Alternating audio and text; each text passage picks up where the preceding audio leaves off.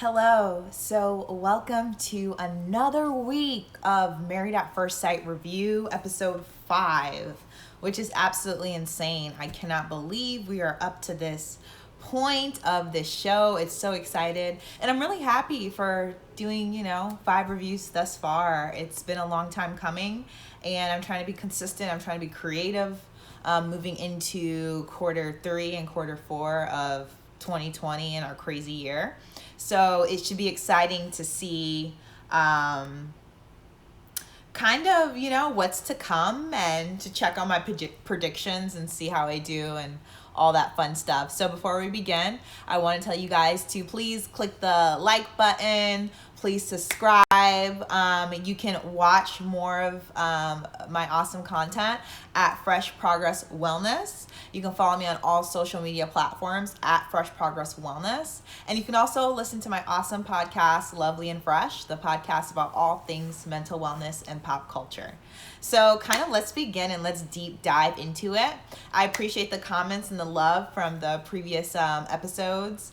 I do have the name. I have my notes right here. So we are going to be targeted on time. And it should be good. If you do see me looking down, I'm just checking notes. And this time I decided to do it couple by couple. So we'll see how that goes. And then next time I'll maybe try the timeline style. So you guys let me know in the comments. Do you prefer going through the episode front to back or kind of focusing on the couples and the main things? Just let me know what works. I'll see what I could do. So the first couple I'm going to focus on is Karen and Miles. I thought that Karen in the episode wanted her alone time, but she didn't really know how to voice it. So this is the first episode we're seeing them like full on in the honeymoon, enjoying themselves. And Karen to a degree still seems a bit guarded, but we're also seeing some new sides of Miles. He's definitely playful. I do get a transparent vibe from him that he just tells it like it is. His honesty is just going to come through and say it. I did agree with Karen with the cougar comment. It's not the most attractive thing. Women aren't like happy to hear that. I don't know. And, it's you're already trying to build a relationship. And I feel for Karen. There are some guys out there that kind of believe that jokey, like I'm going to keep, poking the bull. That stuff's kind of funny. But everybody's different. I know for me, that's not cool. Like if I say I don't like this, don't do that. It's not funny. It's not amusing. But Karen could be the same way. So we don't know. It takes two. And I think with the honeymoon, we are kind of seeing this, other side of them. The stranger comment. He is my stranger. I think I like it, but I have reservations. I like it in a sense that I thought that they were rewriting their own narrative. They're moving at a slow pace. Other couples are touching each other, kissing each other, super happy. They're not there yet. And any counselor, any person that works with people and families and systems will always tell you the power of a story and the power of the story that you tell yourself. So for me, if they have to say we're strangers and then work their way up to different legs, then so be. It can be a game for them. It can be something they work towards. He seems really in it, which I like. They both seem really in it, which I really like. If it was kind of just Karen, I'd be like, If it was kind of just him, I'd be like, But they both seem really in it. The one thing I'm not a fan of is just the stranger comment. I don't know, stranger is just a strong word. You know what I mean? You're joining a show called Married at First Sight. You're going to be with a stranger. I don't know. Stranger is just a strong word. But she did say we'll move up to acquaintance. But it just has me a little bit, I think you're in a new place. You're in the tropics. You have no work. Stresses are pretty low. And we're strangers. It happens, you know what I mean? But I think a part of me is a little worried in the sense that usually people can kind of get it together, honeymoon period, and then moving into the real world's a problem. And a part of me worries that if they're really struggling on the honeymoon and then they get back into the real world and they have an apartment, they have work, it's like all these stressors. So a part of me is like, right now the grocery bags aren't heavy, so kind of let's get a move, you know. And I'm also like, I the one thing I do like with them, they're taking their time.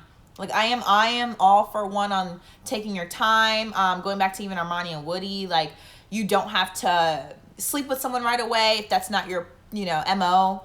I like that, and I think that's really important to show on TV. I think about all the teenagers and the young adults that watch television nowadays, and it really just seems like a blink in the eye. Like there's attraction, we sleep together. There's attraction, we're making out, you know?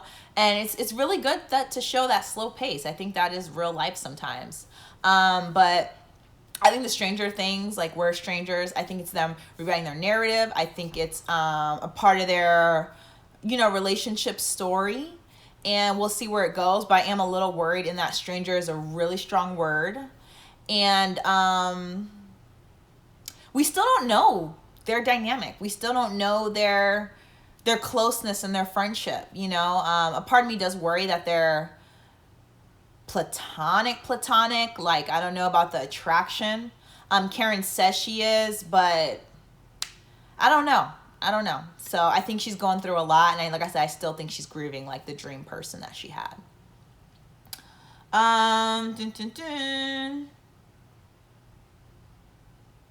Dating histories. We're gonna talk about this in, I think, Woody and Armani. I have some you know, some things to keep in mind. That was interesting. So Karen only had 2 long-term relationships, and Miles had 10. It goes to the complicated factor of bringing 2 very different people, bringing their lives together, right? I don't know what's to come of it.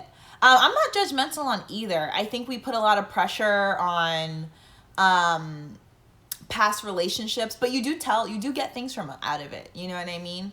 I think with a person that has less relationships, you do kind of have to ask, like, you know, career, like, you know, and people forget too, it takes 2, right? So someone could want to be in a relationship, but the opportunity just never came up, and your circumstance doesn't equal your ability, right?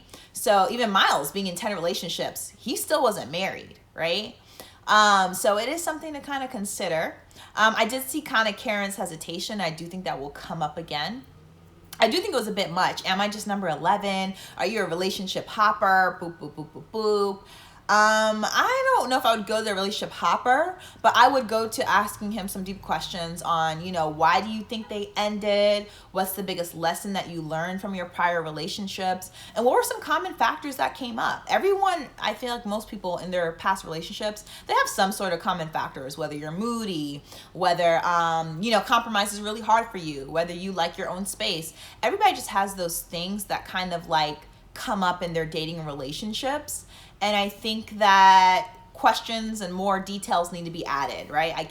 You can't tell someone's relationship longevity, their ability to be invested in commitment based on their past relationships alone. You need more data, more information. So I hope they delve into that, but I think that's an important thing to ask. And I think people watching, I encourage you to ask about prior dating experience, prior sexual experience, fears, dreams, all that stuff. Of course, in due time, these couples have gotten together so quickly, they're like accelerated in terms of building a relationship. But I do think those things are so important and should not be a surprise. I've heard from some people, I don't want to know that. Who comes before me doesn't matter. Beep, beep, beep, beep, beep. But it's kind of important. And I just feel like, what do couples talk about? Like, it's just important. Find out, get to know, wipe the slate clean. I did not like the cougar comment. Karen is a catch. Miles is a catch too. They're both a catch in their own interesting ways. And I just think, you know, if you see somebody really not feeling something and you kind of keep poking it, it's not really cool. And I think that, you know, it's a soft point for Karen. She did say the age is a factor, you know, and she did say, hey, you might not be my type. So I'm not saying kiss her butt. I'm not saying, you know, be Princess Karen and treat her, you know, don't have any feelings, don't have any disagreements. I'm not saying that at all. But it's just the term. And I just think where you guys are in the relationship right now, you want the bank account to be high as opposed to being low. It's my fault. But I also think Karen has to open up more and, just be honest. I mean, I wish this show had a wee bit more transparency. I don't think people get married and then divorce like this and people really try to make it work. There's that spirituality and that familial component. But, I don't know. It just could be my personality. Like, I'm not into this, or this is hard for me, or just saying it. So my tip for Karen, Miles, my tip for kind of their relationship concerns and things to think about is, have conversations. Talk to your partner. Discuss your dreams, discuss your fears, discuss family stuff, discuss prior dating history, right? And know that it is not an attack on you. The person listening, try not to be as judgmental. Try to learn. Try to have that curiosity as opposed to that judgment. There's a lot of different factors that end up being why people are dating certain people, how people get into relationships, people's backgrounds and such. So there's a lot of different reasons, and I think we all need to be careful with our judgment and comparison, but have conversations and talk about things. By the time some couples come to my office, it is reactivity. It is like trauma and crisis, and as opposed to like prevention, and as opposed to having some deep discussions beforehand. And I'm gonna just say it out there: premarital counseling. Okay, next couple, Christina and Henry. So much silence. I think the producers are doing it on purpose. This is my theory. I think they're doing it on purpose. I don't think Henry's that quiet. I think you need some sort of comic relief. From a psychological standpoint, you need some sort of villain, right? So if on the show, the angels, God, good, the positive, the couple everybody's rooting for, I would say right now is probably Amelia and Bennett. Then, Christina and Henry are probably the couple. We don't really like them couple. So unfortunately, I think the producers have to do that dichotomy so that, it's good TV. But I don't think they're that quiet. And I hope not.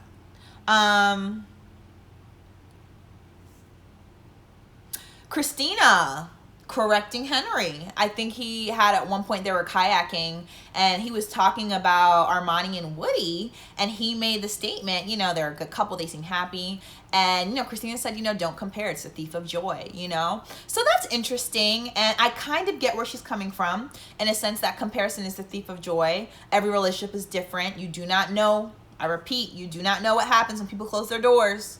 You do not know how people keep their grass green. Right? But it could have been a good conversation to say, what do you think helps them be that way? Or what parts of their relationship do you feel like you want us to be like, right? So that playfulness, that curiosity, flip it on them. Ladies, flip it on them, men, flip it on them. They, different people, like, not different people, flip it on them, anyone. But I'm just saying, just sometimes when you get these, things that make you feel judgmental, sometimes flip it around like a pancake. Like, oh my God, Armani and Woody, they seem great. What aspects of them seem great? What aspects do you feel like you want to try or emulate, or do you want to do a double date with them? So, I don't know.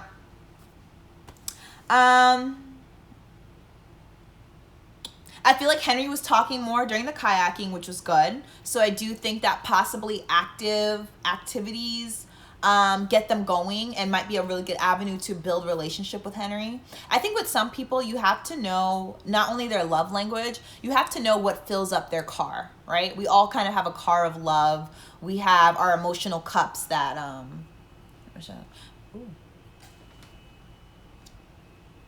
sorry, my candle's really hot. We all have our cups that, like, and I always say we can't give if our cup isn't full, but we need to know what fills our cup.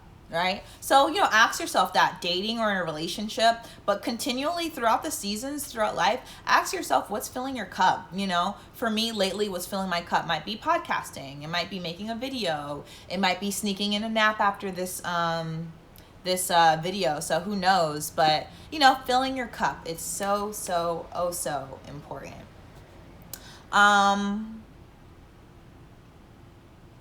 Isolated body language.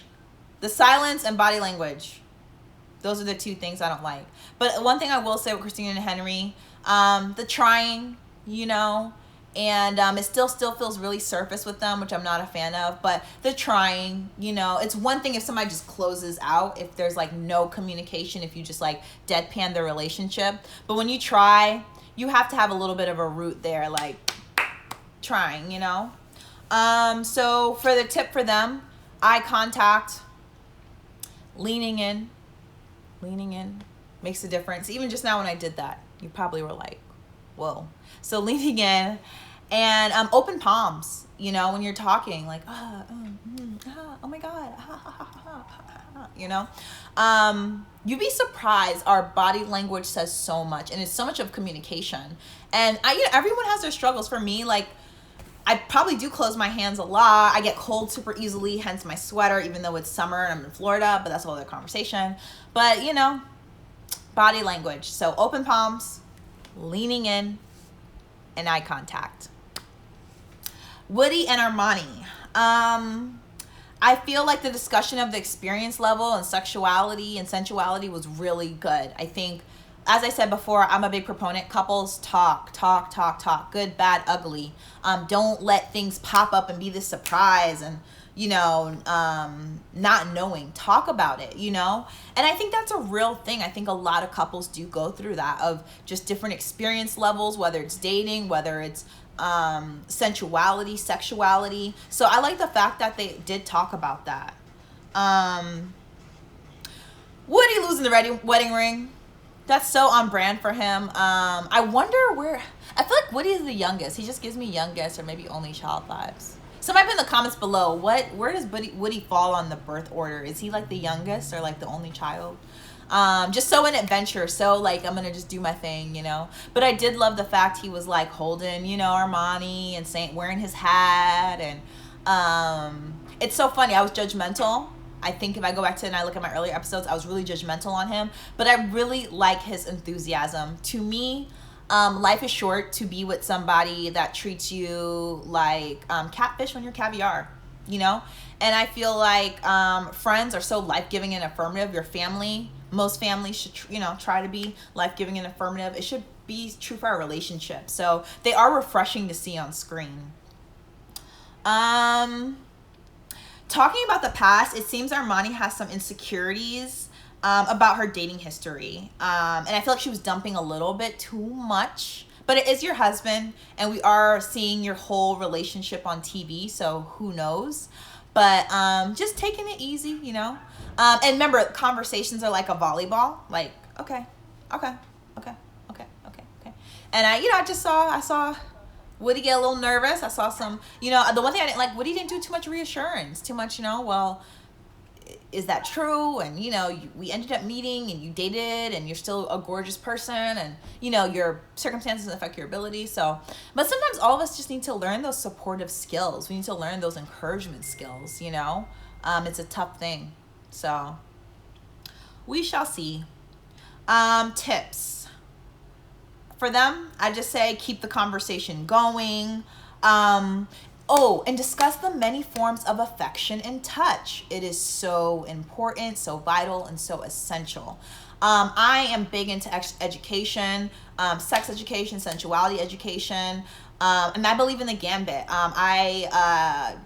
Abstinence is a beautiful thing. I know people that do it. I think it's amazing. Like, I don't even think it gets enough credit.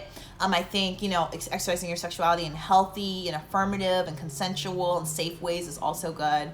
Also asexuality, or also like, you know, being like religious and maybe being like if you're a nun or if you're a priest or if you're a monk and just abstaining altogether. I think it's also beautiful, the spectrum. You can tell I'm a psych nerd, but I say all that to say that there's many forms of affection. It is not just sex, and it really bothers me that we think that way, we have that mentality. So I'm here to help you out and give you some quick ones and twos.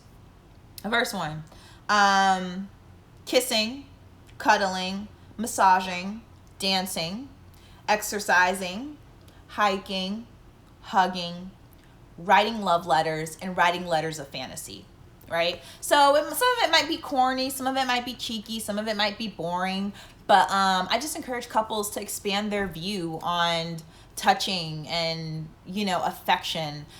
Sex is an important thing for, you know, couples and healthy relationships and even longevity. You know, we do have a loneliness epidemic right now. I might link the article below, but it's at all-time high. We have huge issues with loneliness in this country.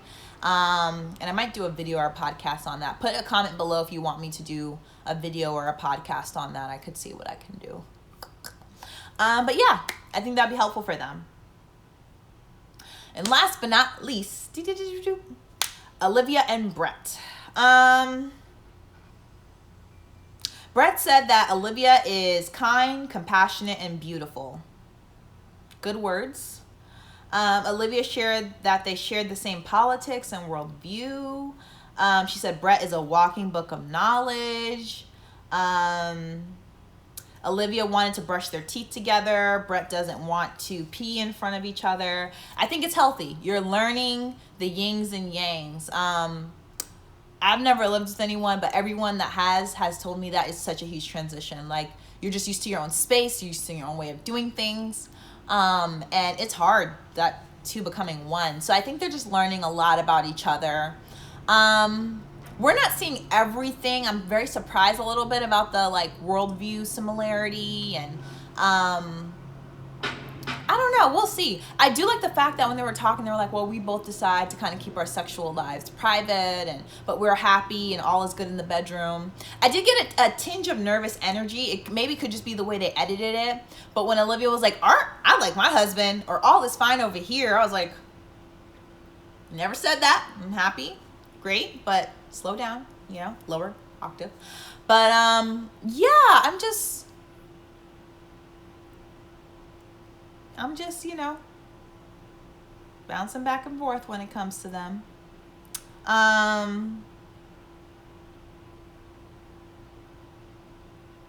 The dating apps with them. I thought that was interesting because that's definitely a contemporary issue, right? Not only have you used dating apps, do you still talk to people from dating apps? Do you have them on your phone? Do your friends have them? I don't think we talk enough about digital wellness and what does technology mean for our relationships, right? And I think now more than ever, we have a lot of holes where, you know, infidelity can hold many different spots, you know, liking pictures, messaging people, getting in contact with lovers that people in the past would never really get into contact with. So, my favorite line, I say all that to say that I think it was a good discussion. I think Olivia definitely seemed up. She seemed really elevated, a little anxious, a little spicy about it, a little upset. As she kind of should be. It is a little uncomfortable, and he's not showing his sarcastic side as much, which I've really been appreciating. But, you know, it's a serious concern. And I do think, you know, another tip I'll encourage you is, you know, when dating, when married, talk frequently, constantly about monogamy. You know, not just we're not talking to people, but social monogamy. What does monogamy look like on Instagram for you? What does monogamy look like on YouTube for you? What does monogamy look like in terms of non-use of pornography or use of pornography? There's so many things that can really tip that line for people that I don't think we think deeply enough about. And it's important to discuss. So I know that it was tough. But I think, you know, they're going to get there. I believe in them. I think they're going to get there. Fingers crossed. But, you know, I think that dating app is that conversation's real. And I think you need to just continually have it. And I would like to see Olivia doing a little bit more of I statements, which we'll talk about next. But I feel I'm hurt, I'm stressed, I'm whatever, blah, blah, blah. She kind of was you, that, d, but not really what she felt, you know? So, helpful to think about that. I think Olivia and Brett, in terms of tips, thinking about the red and the green flags in relationships. I was going to go about this tip and name all the red flags that I see, but I think other reviewers do that. I think, you know, I could go list a whole slew of people that are doing great jobs of naming the red flags, but I want to name some of some of the green flags and kind of see how they meet it. And I want you guys to take notes and let me know, what are some green flags you see in your partner? What are some green flags you want in your relationships? And I don't just think we talk enough about the positive, happy-go-lucky parts. So some healthy green flags that I encourage both Olivia and Brett to think of is the ability to be your full self without critique. Now, you can be yourself and have some challenge. You can be yourself, be messy, and somebody's like, hey, you need to be a little more cleaner. That's not bad. But being yourself without critique, you are messy, you are a bad person, that's not good. Lots of laughing and smiling, I think that's so important. And I think we learn a lot about marriages and dating if we look at our friendships, you know what I mean? I think 2020, this age we're in right now, divorces is really getting up there, and relationships and marriages are really struggling. But I think we would really learn a lot about being better people and partners through our friendships and our close relationships. That laughter, that losing track of time, those are some really good green flags. Feeling respected, I think this one is good and understated. Not feeling rushed, not feeling pressured, and respecting each other's yeses and nos. Not feeling rushed, not feeling pressured, respecting each other's yeses and nos. This is so important. And I think on Married at First Sight, we have an issue of they're different off camera. He's so different off camera. Oh my God, the cameras ended and our relationship went downhill. But I think that respect piece is so important. I think with the not pressuring and not rushing, I think Olivia can take that a little bit with the dating apps. I think respecting each other's yeses and nos, Brett could take that in terms of the kid conversation, right? It does, I'm not going to lie, does sound like Olivia is like a no, but people do change their mind. And I've seen a lot of people with children that never thought they would have children. So I think it kind of does go to show that life is weird and different, and we can only predict so much. But yeah, respect is so big and so understated. And valuing commitment, commitment is mutuality, it's mutual sacrifice, serving each other and being safe, right? Commitment's important. And I think we just see it as a title. I think we see it as a checkbox, but I don't think we really see the mutual sacrifice side of it, the serving each other side of it, the loyalty side of it, And I think I talked about this before, but, sometimes my girlfriends joke with me and they're like, oh, men are so non-committal and da-da-da-da. And I'm like, they're not. They'll commit to a football team. They'll commit to sports. They'll commit to buying certain brands, right? People commit to what they, value, what they like. And I think it's not it doesn't really show it doesn't affect your value or your worth. But I think it's interesting, though, how men kind of get this rep of being non-committal and da-da-da. But, when it comes to sports, I'm ever surprised that, you have grown men painting their face blue and wearing a jersey and screaming their lungs off and passing out, meeting their favorite player, but then really struggle to be loyal to their partner, So a little counseling shade, but I hope it changes in my time. And I thought I was done, but I think I skipped Bennett and Amelia, my favorite couple. So I want to quickly end off with them. But Amelia's feeling really grateful. Bennett is looking so happy. He makes a statement, YOLO, you only love once. Can we make that a thing? Can we please make that a thing? Because I love that. Like, what if young men, only have that? Now, I do think, the nuance in me, relationships end and you love multiple times and love comes in and out in many different forms. But I just like that. I thought that was so cool and so cheesy. I did not like Bennett's underwear in the water. Hygiene. Ooh. I'm sorry.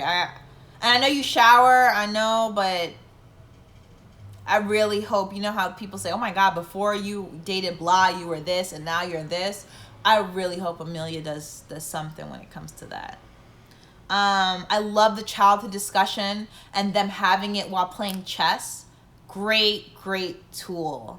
I don't know if it's because Amelia's in med school, but I see her using some psychology sometimes, and I love it. I'm so here for it. Like, you know, smart women do our thing. But I love that. You know what I mean? Everything does not have to be hard conversations over dinner, right? Some things can be while running, while taking a walk, while biking. And I love that it was chess because they were facing each other, but they were also kind of like side by side. And I think that's really powerful too, and kind of lets you emote without being so pressured on the eye contact. I think Amelia's a really good active listener. I think she does not interrupt Bennett. She really lets him listen. And I think we can learn some good active listening skills from them. So my ultimate tip is to use I statements. I feel, I think, I am. Say how you feel. People are not mind readers. Listen and repeat. This one's really big. And we all struggle with this one. I'm a therapist, and sometimes I miss the mark. I repeat, and they're like, no, I was actually saying this. And I'm like, ay, Dios míos. But it happens. It happens to the best of us. So, yeah, I mean, listen, repeat, you know, what I'm hearing is, or I think what you're saying is this. Am I right? Is that accurate? You know, let them correct you. You know, sometimes we're listening where our head is one place and what they're saying is somewhere else. Less solving problems, more listening, understanding, discussing, and negotiation. Listening, understanding, discussion, negotiation. Everything does not need to be a solved problem. Everything does not need to necessarily be fixed. And some things really just do better of, this is what you think, this is what I think, and we shall come back to it when need be, right? Every relationship just has its own court, its own ballpark, right? So that's basically it. I really hope that you guys enjoyed this episode. You can listen to the audio recording at Lovely and Fresh Podcast, the podcast about all things mental wellness and pop culture. Please rate and subscribe as well if you can. And the same thing with the videos, you know, please comment, please like. I'm really happy to see how fast my videos are like really getting up there. And I hope you guys are liking the counseling perspective. I hope it grows. And, you know, just shout out to Stephanie Lee. I know right now she's kind of, her father passed away, but I love her. I'd love to collaborate with her one day. So fingers crossed, you know, but I like her, and I hope you guys like this video. So thanks. Have a great day. I got to record a podcast, and bye.